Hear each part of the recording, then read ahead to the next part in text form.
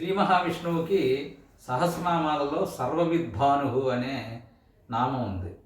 సర్వవిద్ అంటే అంతయును తెలిసినవాడు అని అర్థము. భాను అంటే ప్రకాశించే లక్షణము గల ఆదిత్య స్వరూపుడు అని అర్థం. దీనికి ప్రమాణంగా ఆదిత్యానాం అహం విష్ణు అని పరమాత్మ భగవద్గీతలో చెప్తాడు.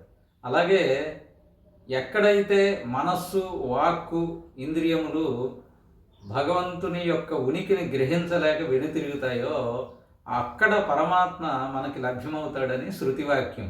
అంటే యతో వాచ నివర్తంతే అప్రాప్య మనసా సహ అనే శృతివాక్యము దీనికి ప్రమాణము. ఆ విధంగా అన్నీయూ తెలిసినవాడు, అంతటా ప్రకాశించగలిగినవాడు కాబట్టి పరమాత్మని సర్వవిద్భాను అని అనబడ్డాడు. స్వస్తి.